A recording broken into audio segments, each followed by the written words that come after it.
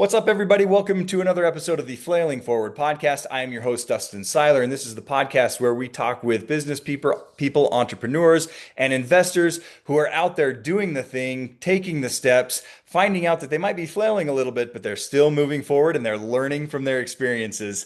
Today, we are joined by Whitney Park Hill. She is a good friend and investor. She is currently working on RV parks and her number one thing, dog rescue, which we will get into a little bit later. But that's not where she started. She started out on her investment journey initially as a private money lender, which then led her to owning a large RV park and trying to rescue all of the puppies. So, Whitney, thank you so much for being with me here today. Thank you for having me, Dustin. Absolutely. So I know the big thing right now, the big project going on, and there's a lot going on with it, is the RV park and the dog rescue. But that's not where you started. You initially started off as a private money lender, right? That is correct. All right. What got you into doing money lending, and how did that journey go for you?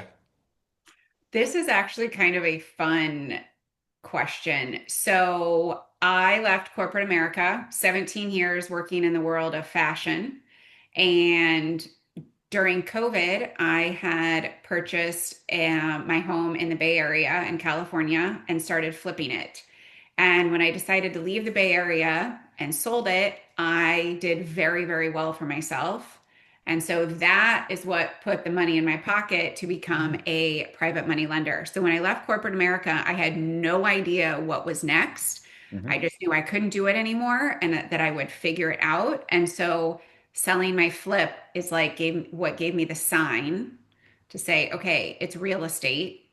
And from there, like the rest is history. That's awesome. I don't think I realized that you worked in fashion initially. That makes sense as to why you're always dressed so well, looking so fashionable. So that makes sense. Bay Area, what an amazing area to have a project and do well in. I can only imagine that went very well in that area, flipping it right in the COVID times when everything was skyrocketing. So you took that and then you started doing private money lending with the proceeds from that? That is correct. I closed on that home in the Oakland Hills, January of 2020, right before like the world shut down Hmm. in March 2020. And I was really panicking that I had like the world's largest mortgage. And, I was convinced I'm going to lose my job and all of this. But fast forward 2 years, and there became so much demand in the suburbs of the Bay Area that I profited $500,000. Wow, incredible. So what kind of deals were you lending on then? Fix and flips. And I thought that I knew everything that I needed to know to protect myself as a private money lender. And you know what? It turns out that the best way to learn is by making mistakes. Oh, you're speaking to my heart. I feel like we've made some of the same mistakes on the lending side. We live and we learn, and we get smarter with each mistake that we make. And so that is where my little portfolio started, Hmm. um, with these houses that I was getting back instead of my money, and then, landing myself in partnerships with the other private money lenders that would lend on each of those deals. Mm, Um, and so it was just a series of learnings that I made yeah. in a couple of years' time. What were some of the biggest lessons you took from doing money lending? Oh gosh. Some of it has left me with some PTSD that I've like blacked out, I think. Um, Number one, like at the top of the list, is knowing who your borrower is. Like Mm, even on a personal level. Okay, even if the deal checks out. Am I lending money to a good person who is going to do the right thing at the end of the day? And really, what is the borrower's experience? yeah. And do they have the HUDs to back up what they tell you they have done? Mm. The HUDs, that's a good one for those watching. HUDs are basically closing documents, right? That show that they've performed on other properties or other projects and things like that. And I don't think when people are evaluating whether they want to lend on a project or not, I don't think they often ask for those. I mean, they'll look at the property, they might run some numbers, but they don't think to ask for proof of performance. Correct. And so you get in with somebody who has told you that they've done, 100 flips and oh, maybe they have just done one or two, right? And don't have the experience to navigate some of the challenges that arise, don't maybe know how to stick to a budget. The market can turn. How is that being, evaluated and taken into account? So for me, my number one thing was really, really, really know your borrower. And Mhm. number two is only lend on a property that you would want to own, loan Mhm. to own Yeah. because I now own some doozies um, that I never expected to own. I've got a couple of those that I'm willing to sell to you if you if you want some more. We could trade, Yeah, maybe see if this let's do works. it. Yeah. Yeah, Um, no, I hear you on that. I when you say really know your borrower and know kind of who they are as a person, that hits home for me. The first lending deal I ever did, I lost the money and the house. I hadn't vetted the performers as well. I was my first lending deal. I was uncomfortable and unsure with my underwriting, but I didn't ask anybody, which was a huge mistake. Like you get caught up in the sales pitch, right? And you think, "Oh, I know enough to know," but you don't. If it's your first one, always get another set of eyes on it. But on a subsequent lending deal that I did, I lent to somebody who I had vetted on a more personal level and just how they operate and function as a human. And that project went sideways. It didn't go the way we were expecting it to go. But because of my experience and his experience with other things, right? We pivoted, we rolled, we figured out something else, and we just went down a different path with it. And he has paid me back over time to where we're pretty much made whole on that property at this point. And that, it could very easily have been a project that he walked away from like the first one, but because of his character, he didn't. And that, when you say vet your borrower, that really stands out to me. I, I mean, you see everyone's true colors, right? When you get into business with them. Um, Another thing that I was thinking through as you were speaking was also if you are lending with other people, those people can very much become your partners. So, how well do you know your other partners, right? Because now I own multiple LLCs with other ladies where we all lent on these properties individually. And so, who are they and what is their financial wherewithal, right? Yep. What can they withstand when you end up taking the property back? You have to foreclose, you got legal expenses, and then you do the best you can to turn the property into something that cash flows, whether it's, co-living, short-term rental, whatever it may be, it may still not cash flow. Mm, That's my situation on multiple of these properties. And so they are just bleeding on a monthly basis. yeah. Do your partners have the withstanding to, be able to fund that on a monthly basis? Yeah. Yeah. Can you carry it while you take the property back even, right? You're going to have to keep those payments up to date while you take the property over. Yeah. Good point.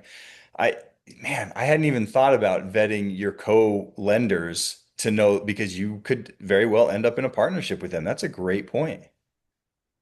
Yeah, we have, it's been a few years now and we are still in this together because we haven't been able to sell the properties, like even despite how painful they are and how much cash we're losing on a monthly basis. And so we're in it. Yeah. Are they just in areas that are not in high demand, or what's keeping you from selling them? Everything is in Texas. Mm-hmm. And so one is in a vacation area. And I had to just stop looking at the statistic, which doesn't sound good. That sounds like I'm just avoiding a disaster. But there are like 500 homes for sale on the same island, like something just insane, like more than every other house is for sale, Yeah. right? Yeah. So it's currently an Airbnb, Mm-hmm. not paying the bills. And so it's very seasonal. So that's part of the first problem is that the market is so saturated with properties for sale that ours just doesn't stand out. Yeah. Um, Another one is in Austin, and that we turned into a pad split. Mm. And the Austin market just completely, in 2024, I believe Austin was the market that declined the most. Yeah. And so we haven't been able to sell that, turn it into a pad split. It's cash flowing when it is at full capacity. Hmm. Um, and we currently have someone in there experiencing a psychotic break and have not been able to evict them, have tried.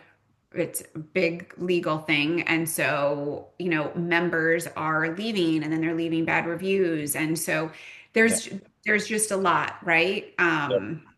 So we're in these painful experiences with these partners that I didn't know when I lent the money back in 2022. Right. Yeah. Man, a lot of growth opportunities, let's call them, Right. from that. We live and we learn. And so now, one thing that I take very seriously is sharing my pain and mistakes with others so that they don't make the same mistakes that I did as, a new investor. And so, yeah, I love sharing. I don't love the pain, but I do love sharing because I want to help save somebody else. Yeah. That's so important. In an age where everything put out there is highly cultivated to show the best and the most profitable and the thing that will catch the eyes the most, it's important to have those lessons learned also because life is not just all sunshine and rainbows. There's going to be some hard times. Nobody becomes successful without going through hard times. So that's great Correct. that you're sharing all of that. Thank you. It sounds like we could write a book together That's about. right. Co-authors. Watch for it, people. It's coming out, bestseller. It'll make So no one ever want to be a private money lender. Oh, there are stories out there. Oh my goodness. Oh yeah. If anybody, for anybody watching, we're working on, we got something coming up on the RX Capital side that might be a private money lending opportunity, not opportunity, but educational opportunity. So stay tuned for that. We might be rolling out a mastermind to help people protect themselves when they are lending, know how to get into lending and to do it the right way. So I'm partnering with a couple people to roll that out for anybody that might be interested. But you took other steps in order to learn what you were doing and make sure you were securing yourself, right? You kind of went down a different path instead of rolling out a workshop. Correct. I decided that I was never going to get burned in the same way again. So I wanted to educate myself and ensure I had all of the proper paperwork in place.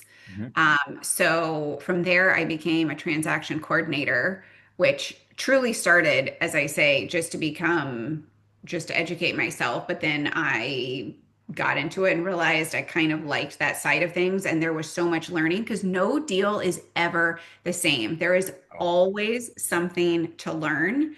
And so my brain just loved that side of things. I thought the more that I can learn, the better the investor I'm going to be. So I started taking on deals of other investors to be their transaction coordinator and would learn um, along the way. And yeah, so I really got quite an education in that way too.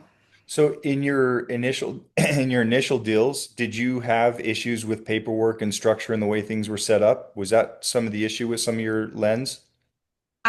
You don't know what you don't know. Right. And so, when we started, it was, oh, we have a promissory note and a deed of trust, and we're good. Mm. And so, I learned that, we needed to have the property secured. And so there were just a whole series of things. So I would say no. I thought that I knew everything I needed to when I started. I actually started with a different mentorship that I thought trained me for everything that I needed to know. And you're encouraged, just do a deal, just jump in, just do a deal, just do a deal. And Yeah. I did. And well, again, we learn from our mistakes. So Yep. Yep. we don't The, know what we don't know.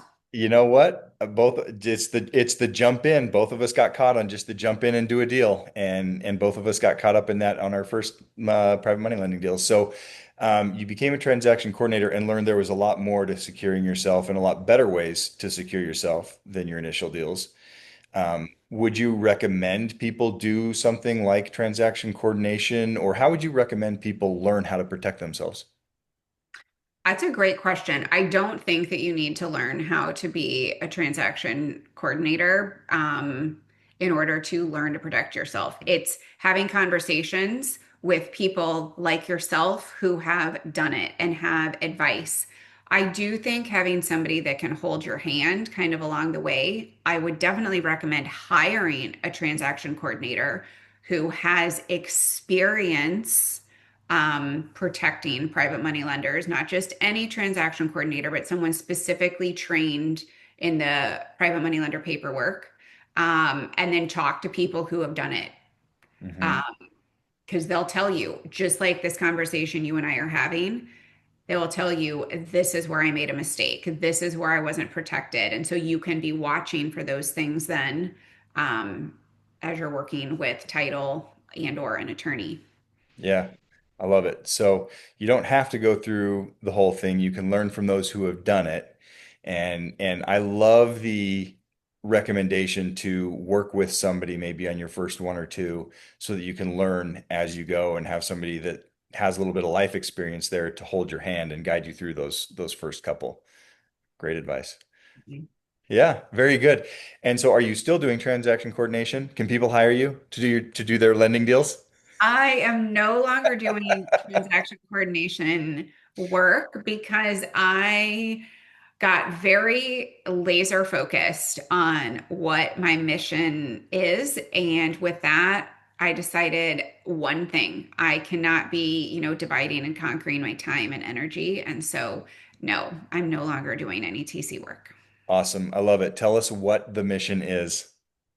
The mission is to rescue 100,000 dogs over the next 10 years. Woo, that's a lot of doggos.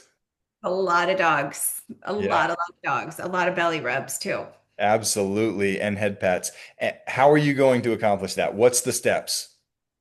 So the vehicle to do that is purchasing RV parks, and the vision is for every park to have acreage where my business partner and I can build a rescue.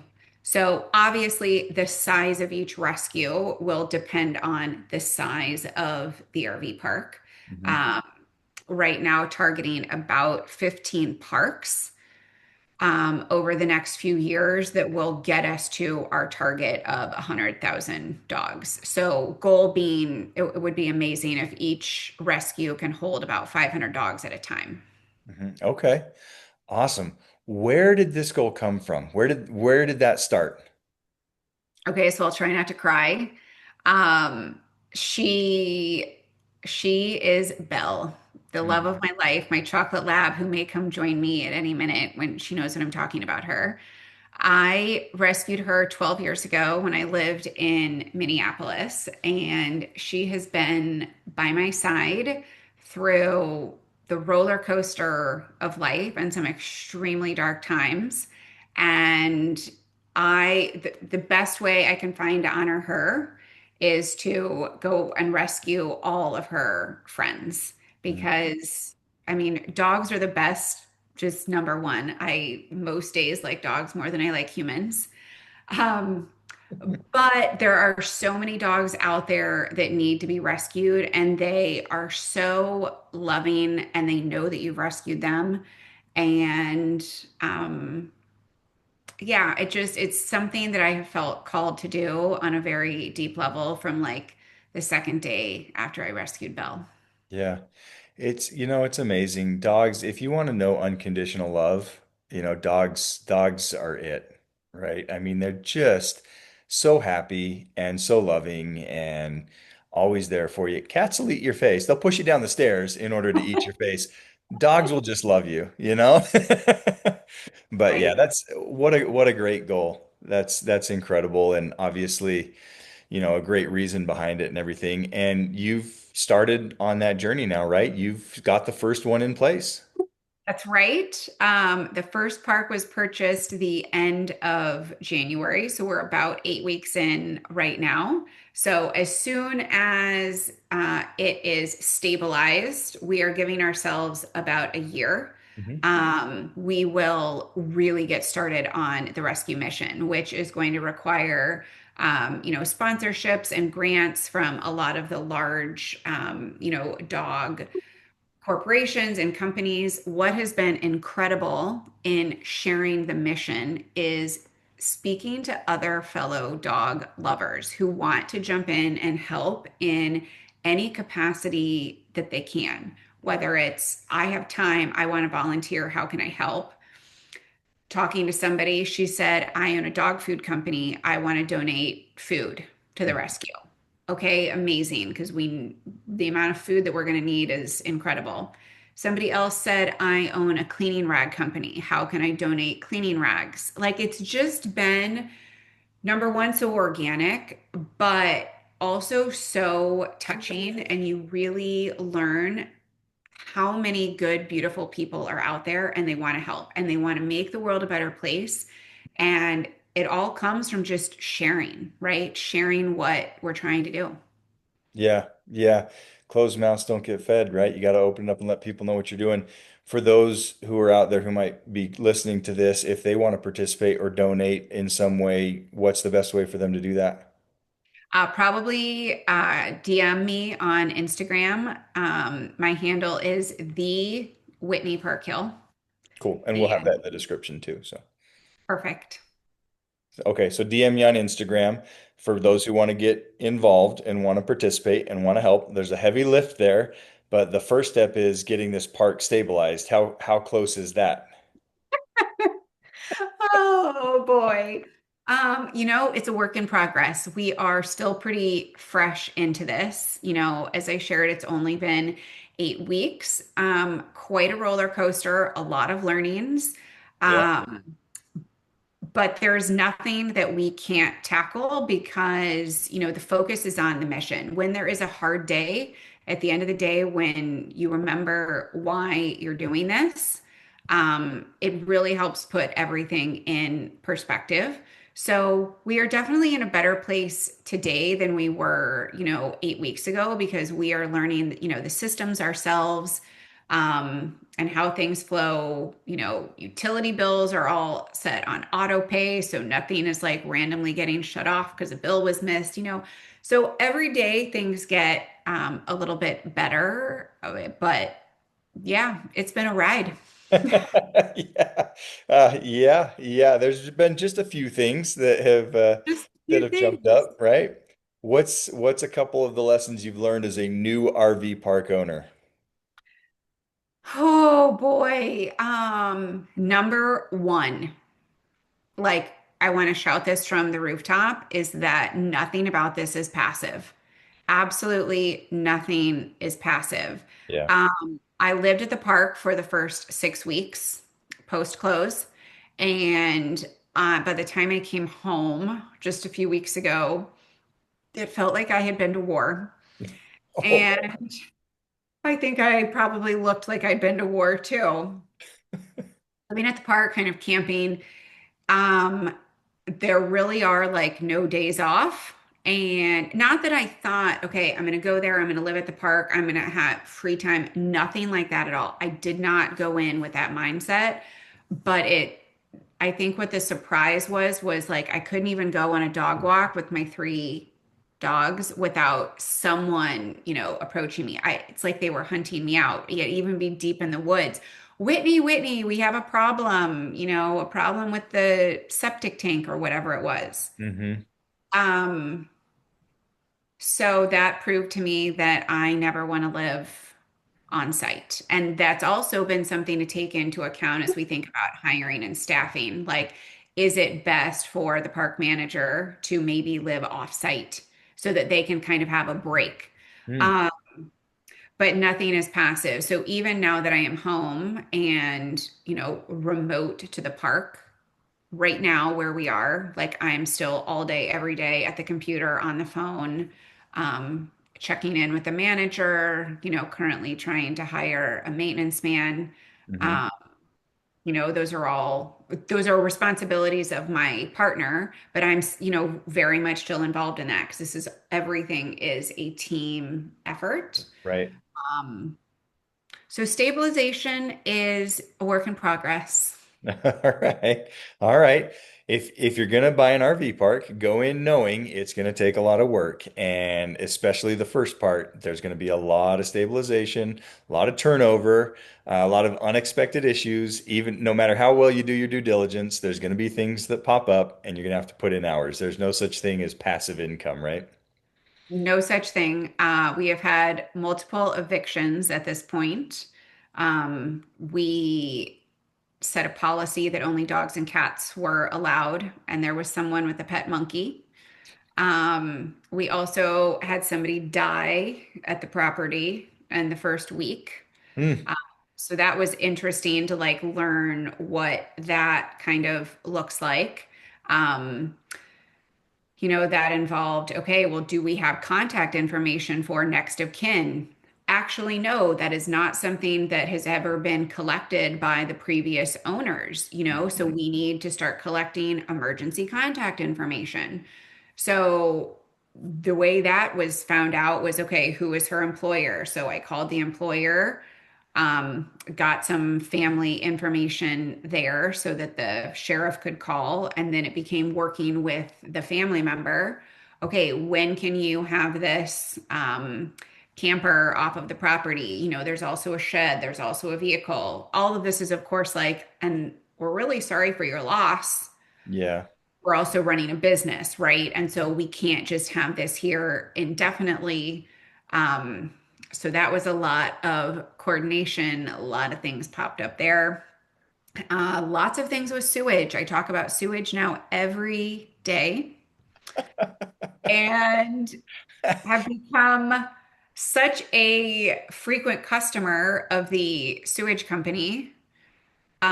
Partly because we don't have a maintenance man right now, but also partly because there's just sewage problems. That last time he was there, he gave us free t-shirts, Oh my gosh. which is just what every gal who has worked in fashion wants to wear, Oh a yeah. t-shirt promoting a sewage company.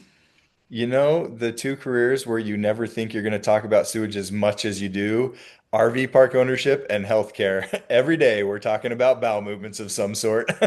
There you go. There you go. I love that he brought you guys shirts promoting his sewage company, though. Want to know the one-liner on it? Of course, I want to know. Yes, It involves some foul language, so if there are kids listening, I apologize, but very it much, says, people. "You shit it, we get it." Yeah, Keeping it classy down there. classy, yes. Oh, I love it. And people also, guests will tell you a lot about themselves and perhaps some of their personal things, personal, I guess, bowel movements that Mm, may cause a blockage. And that would be why mm. there is now sewage sprayed all over the outside of their camper. Oh, all Yeah. right. And So you say you want to own an RV park. so we had put in the new rules, no washing your camper at the park. And that is because like water usage, you can get other people like create little mini Yep, floods and creeks, whatever. So yep. just no washing. Well, somebody came in, Whitney, I need permission to wash my RV. Okay, why? Well, and he finally, he told me that sewage exploded all over the side because of what had happened to him earlier in the day. And I said, I did not need to hear that. You could have just said it was an emergency. But people tell you these things. You're gonna get really close to some people. Oh my goodness. And then you're never going to look at them the same ever. I don't care whose guide you get to due diligence on RV parks. These are the things that are never mentioned. You're never told that you're going to have to know about bowel movements. You're never told you need to know how to evict a monkey or that you should collect, next of kin. Like these are the things you only learn from experience. Correct. Oh, one Sunday morning that was particularly wild before the office had even opened. I was in there with the park manager and, we were getting ready for the day. Somebody comes running in, staying in a cabin, and said there is sewage backing up in my shower. Ooh, well, that does not sound pleasant. It is a Sunday morning. We're operating in the Bible Belt, so everybody goes to church. But what did I do? I called the sewage guy, right? He's now my BFF. We are, MVP client. I said, we have an urgent issue. There is sewage coming up, into the shower. And God bless him. He said, I'll be right there. Yeah. He came over, kept his pretty wife in the truck while he, took care of things. Okay, great. I thought we were done. 2 hours later, this guest comes back into the office. That didn't solve the problem. There is still sewage coming up. So I called the sewage guy back and I said, what is going on? He said, this isn't me. You must need a plumber. Okay, so now we're calling out an emergency plumber. Hmm. The plumber gets there, takes the lid off the sewage tank and says, "Oh, I see your problem right there. You see all that? That's grease." Okay. Well, what are you going to do? He said, "Oh, I'm going to blast it. I'm going to get rid of it, but I want you to know what's causing the issue is grease." He Hmm. got done doing his thing. There was 6 feet of grease in the line. 6 feet. Okay, that didn't happen overnight. No. Oh, that is like a long period of time of the same behavior, dumping grease down the drain, right? Oh, Okay. yes. So these guests had been living in this cabin for 6 years. So knocking on the door, and I said, "Hello, the plumber is here, and we have identified the issue. It was not a problem with the septic tank that I just now paid to pump unnecessarily. The problem is there is grease in the line, 6 feet of it. What do you know about that?" "Oh, I wipe out all of my pans with paper towels and I only cook chicken. It's not from me." Well, the plumber begs to differ, and you've lived here for 6 years, so I'm sorry, sir, but you are going to pay half the plumber bill. Hmm. So, I mean, still lying to my face, and they have since moved out and are, saying that they're absolutely not paying the plumber bill because it wasn't them. But they left their cabin completely trashed, like Yeah. completely trashed, and we have charged them a cleaning fee. And, all they're claiming is that they left the place spick and span. That's actually their words. So again, it's stuff you don't really think of, that like people lie, right? People don't take care of things like they would if they own them. And so what precautions can you put in place to ensure that you aren't left holding the bag? So now new policy, if you're renting a cabin on a monthly basis, you have to put down 1 month's deposit. Mm. Yep. That's smart.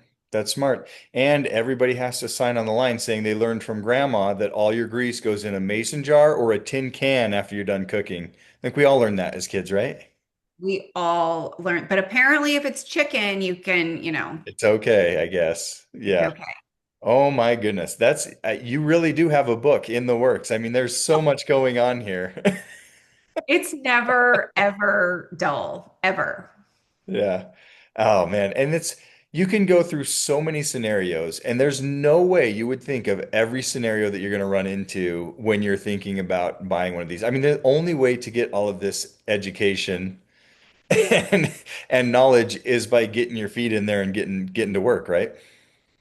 Absolutely. I think going in, you have to know about yourself that you are resourceful and gritty and can figure things out, because exactly as you said, you can never outline ahead of time. Well, if this happens, this is what I'll do. If this happens, no. Did we ever anticipate we'd be dealing with a monkey? What does that eviction process look like? Right?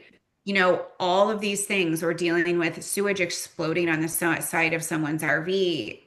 Nope, that never really came to mind because you can't make this stuff up. So you just have to know, like, so many problems will arise that you have never, ever, ever, ever dealt with before, but you have to know that you're going to figure it out. You know, if you're somebody that's like, I just want something passive, I want hands off, I don't want to have to deal with really hard conversations or, whatever it is, it might not be for you. I mean, the number of awkward or hard conversations that, we've had to have already is like blew the last year away. Yeah. Oh man. So knowing what you know now, having gone through this last couple months of owning this thing, is our RV park still the right choice for your goals? 100%. Yeah. Yes, that has never ever wavered. I think it's just maybe tactically how we would change things upon the next acquisition, but 100% RV parks are the right vehicle for us. They give us all of the land. And they will be destination resorts for dog lovers. Mhm. So we want to be the most dog-friendly RV resort in the entire country. And so more people vacation with their dogs than they do their children. And so what our hope and goal is people come to the park for all of our amazing dog amenities and then visit the rescue and perhaps they go home with another family member. There you go. All right. All right. I like it. The nice thing about that too is if you're going to an RV park, you're obviously driving. You're not flying into the RV park. So you can pick someone up to take them home with you. That works. You don't have to get them on a plane. That's so true. Yeah, perfect. So if where are you buying? Where are you looking? North and South Carolina, Tennessee, and Georgia. Okay. What is your buy box for anybody that's looking or might have a park that they think might fit for this purpose? What is are kind of your requirements? Yes, so at least 100 pads, ideally a few more than that, 30 acres or more. Again, we need open acreage that is not developed so that we can put the rescue on that, Mhm. and 400K NOI or greater. Okay. How much open acreage do you need for the rescue? I'd say a minimum of five, but 10 or more would be great. Awesome. Okay, perfect. And one more time for anybody that wants to participate in your goals or bring you deals or work with you in any way, best way to get a hold of you. DM me on Instagram, the Whitney Park Hill. Okay. Any words of advice for people getting into lending, transaction coordination, RV parks, anything like that? Take action. Just go out and do the thing. Stop overthinking that you will always make mistakes along the way, as Dustin and I have both done. We live and learn. It's the best way to learn. And so don't just keep sitting on the sidelines thinking that you need to learn more, attend one more Zoom, read one more book. Just take action. Yeah, absolutely. Absolutely. You're going to mess up. There's going to be issues. You're going to have learning opportunities. You can never prepare for everything. Work with somebody that's done it, do the best that you can, and then get in, take action, learn as you go, because the next deal is going to be better than the first one. And the one after that is going to be even better. And it'll get easier and easier every time you learn. Whitney, thank you so much for jumping on here today. This was a great conversation. Really appreciate it. Hey, this was great. Yes. Guys, thank you for listening to the Flailing Forward podcast, where we talk to entrepreneurs and investors. If you are interested in getting started, get out there, take action, partner with somebody that's done it. Make sure that you're learning enough to get started, but don't sit on the sidelines. You may be flailing, but you're moving forward. We'll talk to you next time.